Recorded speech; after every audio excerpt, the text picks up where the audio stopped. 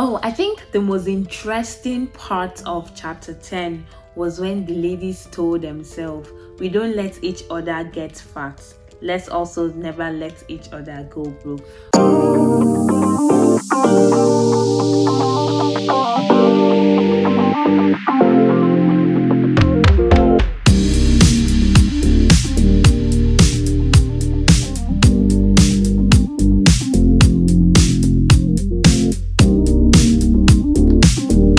What's up, fam? Welcome back to my YouTube channel. My name is Isabella Awan and you're watching Adulting with Bella. If you're a returning subscriber, I love you. Thank you for sticking with me. And if this is the first time of watching any of my videos or you're yet to subscribe to my channel, go ahead and click on the red subscribe button. Thereafter, hit on the notification bell so that you'll be amongst the first to get notifications of my videos whenever I drop them. I would like to say long time no see and apologies for not being able to post last week Sunday as I had promised. I was caught up with life and I had a lot of things on my plate, on my table that I had to clear out during the long break. But by the way, you did not check up on me. Anyway, that doesn't matter. I'm back now and I am bringing to your screen today the concluding part of Arese Uguw's Smart Money Woman. As of 2 weeks ago, we had summarized chapter 1 to 5 of Arese Uguw's Smart Money Woman, and today I would be providing the concluding parts, the summary for the concluding 7 chapters. That is chapter 6 to chapter 12. Let's dive right into it. Chapter 6, titled Money Go, basically starts with Zuri having a wonderful presentation to Zuma Capital, and her boss was really excited and happy for her because the presentation went well. After the presentation, he called her into his office and basically congratulated her. From there, Zuri had to go to the airport because she had promised her mom, whose house got burnt down in Benin, that she was going to come visit her. At the airport, Zuri meets Sola going to Benin with same as Zuri, and their flight got delayed. Sola invited Zuri to come sit with him at the executive lounge while they waited for their flight that was delayed for I think an hour or two. When they got to the executive lounge, Zuri and Sola got talking, and I think Zuri started complaining about her money issues, and Sola, as the nice guy that he is, asked Zuri I think it was at that point he got to ask Zuri a very important question: what is your money goal? Zuri could not really offer a tangible answer to the question. He had to further break it down to what would a typical successful day in future look like for her. Like, for example, wake up, pray, work out. She realized that she didn't really have those goals for herself, and he advised her to make goals for herself, and that these goals would help inform her money decisions. He also advised that these goals should be made in small bits. For example, for himself, he makes goals every quarter. Zuri could start maybe biannually, that's every twice a year, or annually, that's once a year. Just make annual goals. While they were still having the conversation, their flight was ready to be boarded and they had to go. Chapter 7 is titled Spending Plan. In Benin, Zuri stayed at her mom's sister's place. Remember, Zuri's mom's house was burnt down, so Zuri had to stay with her mom at her auntie's place, and Zuri realized that her mom also had her own financial problems, especially when it came to spending. So she noticed that she was always giving out cash to people who are in need, and these people keep coming to her even when they know that she's a retiree and she's not making a lot of money. But Zuri's mother had the problem that she couldn't say no to these people. She kept giving them money even from the little she had. For example, one of her friends came around after throwing jabs at Zuri for not being married. She basically gives Zuri's mother a story about her goods being seized by customs and that she needed a certain amount of money to go clear the goods. And Zuri's mom, as nice and kind as she is, offered to give her the money, which Zuri was not so happy about. She confronted her mom after the lady left, but her mom insisted that she was okay and happy giving out the money. So she had no choice. Zuri had to deal with a lot of jabs being thrown at her for still being single, but she survived it. She stayed in Benin and eventually she had to go back to Lagos. Just landing in Lagos airport, Lara invited her to RSVP to have lunch. She initially declined the offer, but Lara insisted that she come over, that she was going to foot the bill. Lara was going to foot the bills. So Zuri agreed and went to see Lara at RSVP. Getting into RSVP, Zuri met Sora and they exchanged greetings at RSVP. Lara, being the nosy friend that she can be, after exchanging keys with Zuri, when Zuri approached her, asked Zuri who the guy was. Zuri spilled the beans and explained that he was the executive at Zuma and all of that. So Lara was a bit surprised when with Zuri's refusal to come to RSVP. Zuri had to explain that she was on a tight budget and she's trying to control her spending. So Lara advised her that she can't just take it all in at once. She should try cutting her spending little by little, especially starting with luxurious things. She wouldn't be able to do it all together at once, and that it would be draining on her if she tries to. The lesson for chapter 7, that for you to meet your financial goal, you need to actually map out how you would spend your money, what exactly you would spend your money on, how much you would spend, and how much a particular amount of money would take you, for how long should it be able to take you. This will help you with your financial goal. Chapter 8 is titled The Power of Networking. I initially had skipped the part that one of the things Zuri's boss had advised her to do was to attend a whim-based conference, which Zuri had initially declined, but her boss insisted. So yeah, she was attending the whim-based conference together with Lara, Adesuwa, and Tammy. As usual, Tammy was late for the conference, but the summary of it all was that Zuri was a bit skeptical about the conference, but after the first 3 sections of the conference, she was really impressed. She was happy with everything. She got into mentoring section with Omoshade, but because Omoshade had other people to mentor to, so she couldn't spend all her time with Zuri, which Zuri wished she could spend more time with her.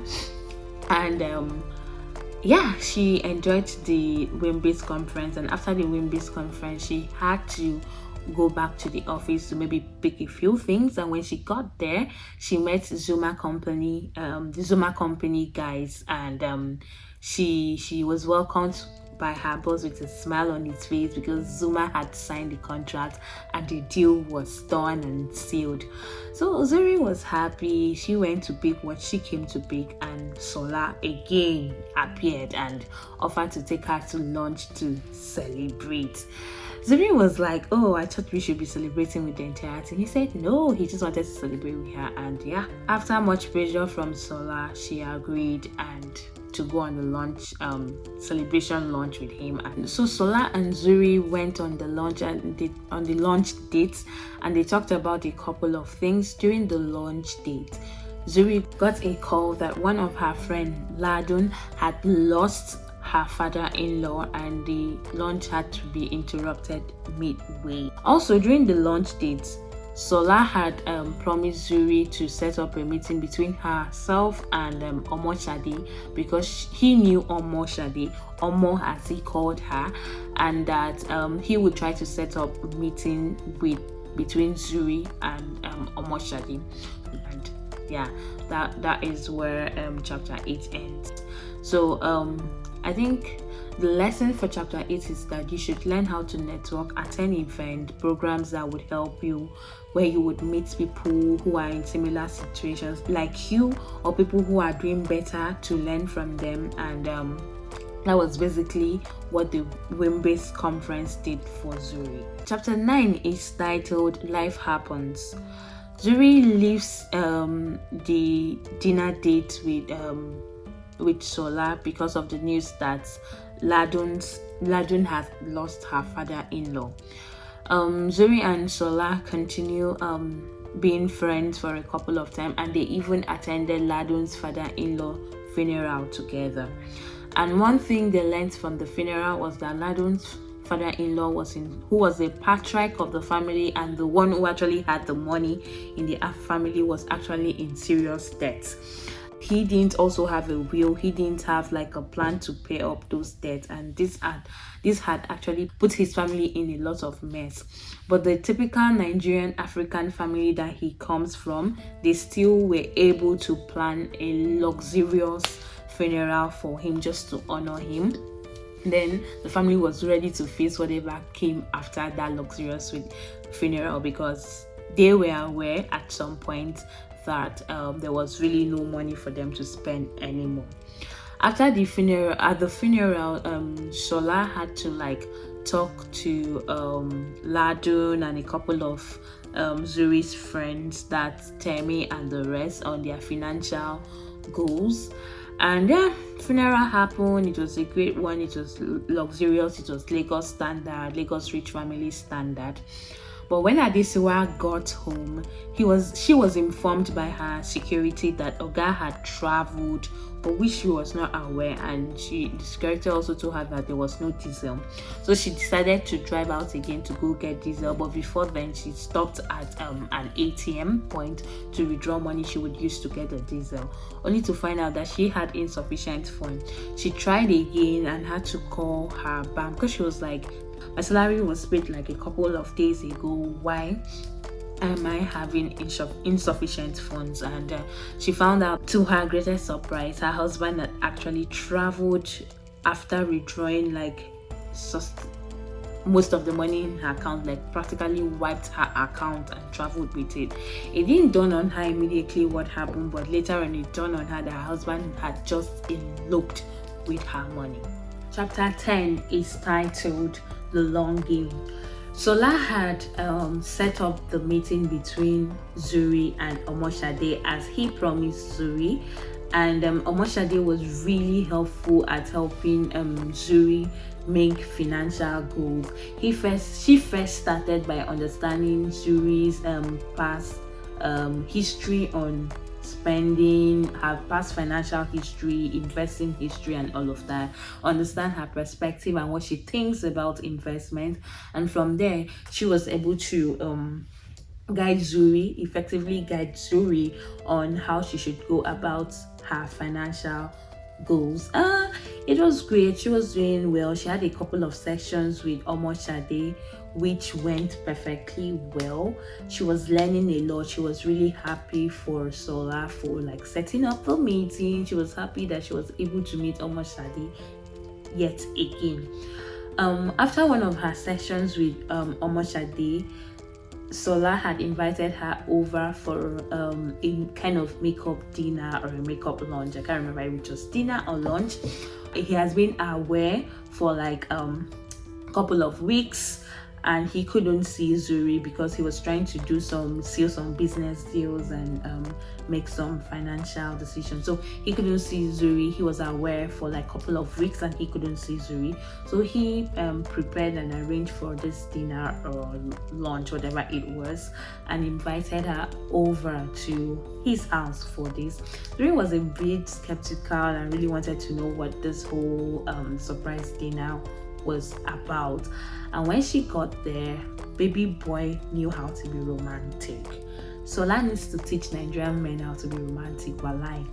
He had not only just prepared food for the lunch, but had ordered the entire chef, who was Zuri's favorite Instagram chef. He had ordered the chef to come prepare the food in-house for Zuri. It was about 3-course meal or thereabout, prepared by Zuri's favorite Instagram chef. It was a beautiful romantic scene. Zuri was happy and was telling him all about her financial goals and her sessions with Omoshade and how it was going well, and it was really helpful to her. Towards the end of the dinner, Zuri mentioned that the whole Uber thing, because she had to use Uber down to Sola's house, she mentioned that the whole Uber thing was being stressful on her and that she needed to get a new car. Shola was in support of her getting a new car. When he asked her what kind of car she would like to get, she mentioned one luxurious car, this car similar to what our Lara, the oil and gas rich babe, was driving. And so that basically told Zuri that she was being insensible with her finance. She was still being sensible with her financial decisions, that she necessarily does not need a luxurious car. She just need a car that is easy to maintain, a car that could just move her around Lagos, and not a luxurious car. Zuri was not so pleased with the way Sola had presented his case, so she got upset and left the dinner before time. That was how chapter 10 ended. But I think the main lesson in chapter 10 was was all about Zuri's section with Omoshade, and how Omoshade had advised her to go for long-term investment over short-term goals. And I would advise you to read the book or watch the series to really get deeper insight on Omoshade's conversations with Zuri. Chapter 11 is titled Anymore. Zuri was having issues with Sola because of what he had said during the dinner. Adesola was busy dealing with the fact that she had to start from square one because her husband had eloped with her money. Temi was also having some mentorship and guidance classes, and she was also fixing her business finances. Lara at the other side was also dealing with her family. That was her money trigger. So basically Ladun too also had to start working because her father-in-law wasn't there to provide all the money and the luxurious life she needed. They even had to downscale to a smaller house in a low-key environment in Lagos. She likes Ladun and her husband. So basically all the girls were dealing with their financial situations, and they were all just making sure that they got everything in check. So they decided to just have a hangout and just discuss their life and talk about things. During the hangout, Temi was a bit surprised about all the mistakes she's been doing with her business, and wondered, and even called herself an accountant now because she was dealing with her business finances properly. She was even wondering how she was surviving, and all the girls echoed, "Your rich dad was sponsoring you." Of course. Everyone was just dealing with their life. They had to sit out, and they talked about a lot of things, talked about life. It was a great sit down, it was fun. And when Zuri got back, she got thinking, she was really thinking about what every bit of all her friends have gone through, and how all of it was centered around money and finances. She thought about it for a couple of minutes, and then stood up to complete her proposal, which she took the following day to present. Lady listened to her, noticed how shaky that she was a bit shaky, noticed that she had a brilliant idea, but advised her to take it slow for now. She shouldn't opt to start her own business, but she also advised her to make something, propose something for her boss that could help her earn more money, more she could do, take a step further outside her normal work to get more clients for her boss, and then she would get commission on those clients. Presented her case to her boss, and after some back and forth, her boss agreed, and she was able to earn more. She got home, she was happy, bought herself a bottle of champagne, chilling. And all of a sudden, she got a knock on her door. And when she went to open the door, lo and behold, it was Solar again. As usual, the girls were, she was like, "What the hell are you doing in my house?" Solar came with flowers in his hands and apologized that he was a jerk for saying what he said the way he said it. Zuri accepted his apology, forgave him, and he handed the flowers over to Zuri. And there was an envelope in attached to the flower. The flowers came with an envelope, and when she collected the flowers, she pulled out the envelope and opened it, and it was 2 tickets to Cape Town for herself and Solar. So yeah, Solar actually finally fulfilled her dream of going to vacation at Cape Town. And of course, she said yes. The whole lesson here is that there are different ways you can earn more income aside from your 9-to-5 job. It could be by doing some extra work and requesting for extra pay at your work. It could be by starting a side hustle. It could be by investing and earning interest and profits from your investment. There are just different ways you can earn more. You just need to find out what works for you and what you're actually ready for at a particular point in time. Chapter 12 is titled Becoming a Smart woman. So I think chapter 12 is just basically about it's a very short chapter, and it talks about the Cape Town vacation between Zuri and Sola. So funny enough, it was actually a business trip for Sola, but Sola used the opportunity to drag Zuri along with him. So he was going out for some business meetings, which Zuri wasn't so happy about. She had to drag a little, but he had business to attend to, so he left for his business, and she just lied in bed and was reflecting on her past and how much she has grown over the month, and was just so happy because everything just began to fall in place for her. Immediately she got her financial plan, everything financial on track, everything just like every other thing kind of fell into place for her, and she was happy that she was able to be financially free. The book ended there at that point, and I'm sure with the brief summary I've given, it is a book you would learn so much from, you would find relatable and really interesting. Comment down below if you have read the book already, what you've learned from the book. If you haven't read the book or you haven't seen the series, and from this short summary you have learned one or two things, go ahead and comment down below. Till I see you next time, guys. Thank you for staying with me on the final part of Smart Money Woman. Love you.